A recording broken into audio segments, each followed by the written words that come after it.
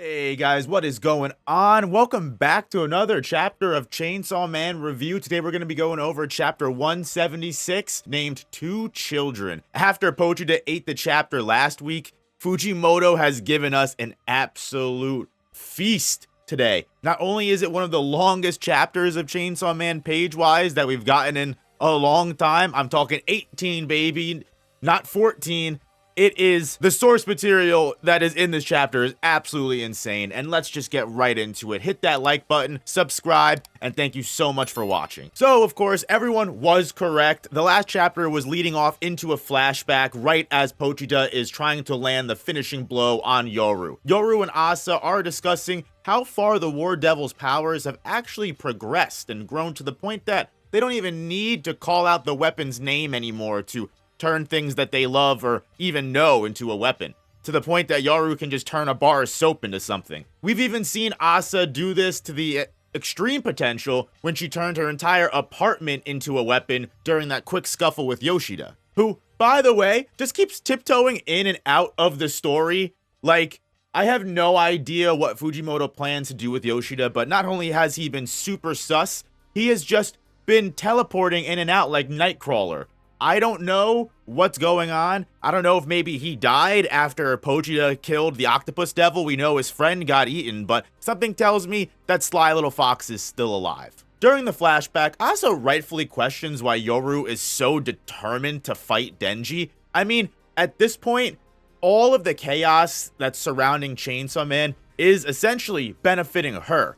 They're starting wars, the Chainsaw Man cult, the pseudo Chainsaw Mans are killing people by the thousands. Like, it's overall just building up her power. That's part of the reason why they're able to do as much as they can. So why is Yoru still trying so hard to fight Denji? Can't she just call it quits? And the one thing I'll say, argue what you will against part 2, my favorite thing about this entire section of Chainsaw Man is the relationship between Asa and Yoru. These two have spent so much time together and have gotten to know each other unwillingly, and whether they like it or not, they really do have this close bond. It's something that shows so much in this chapter, because the thing is Asa knows that if Yoru defeats Denji, she's still not going to be happy. She's not going to get the satisfaction she's looking for. So what's the big struggle? And it's here that we actually learn that Yoru's not this evil, menacing, selfish devil, or at least not as much as we thought she was, because part of the reason why she wants to fight Chainsaw Man is because a lot of her comrades, according to her, have been eaten by Chainsaw Man, and she wants to have them barfed up so they can come back, which is most likely the nuclear missile devil and all the other devils that she's mentioned offhandedly in the beginning of the part 2. Now, I will say this is a little bit different from the selfish revenge aspect we've come to know Yoru for, but at the same time, she admits that there's also a little bit of that in there as well, because afterwards she starts to cry when questioned further, saying that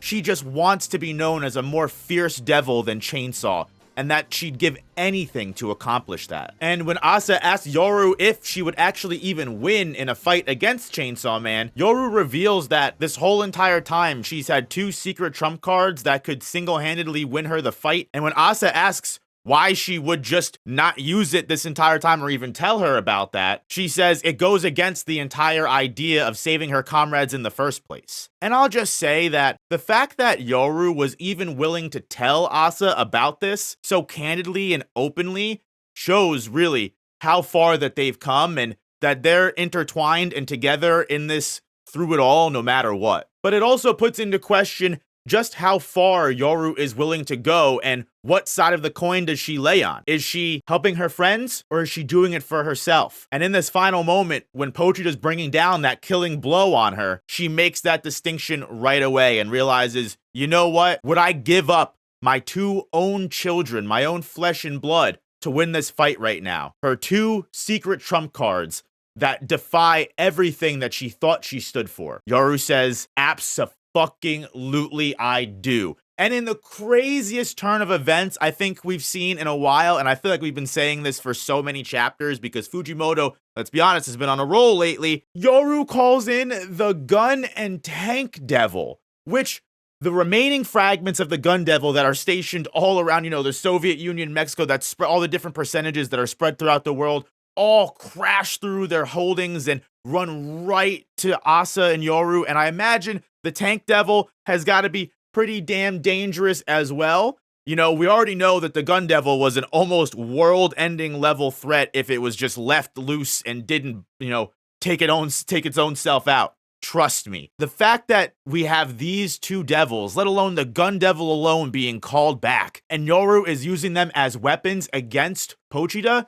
she turns them into gauntlets, and with one simple finger gun blast, not only does she immediately push Pochita back, she rips off 2 of his chainsaw arms like they're nothing. What a fucking development. And Yoru also, in the meantime, ripped the Mouth Devil out specifically from Chainsaw Man's stomach, which has returned dialogue to the series, thankfully, which only means that we are definitely going to be entering a nice string of fight chapters. Whatever Fujimoto has in store, I'm all for it. He has been cooking pristinely lately, and I'm just going to let him keep going. Next week is break week, sadly, but Fujimoto is again out there doing the Lord's work, so he needs to take as much time as he needs. More 18-page chapters, please, I beg of you. But guys, let me know what you think is going to happen. Who do you think is going to win this fight now? Is Yoru obscenely overpowered compared to Chainsaw Man, Executioner of Hell? Gun and Tank Devil gauntlets? It's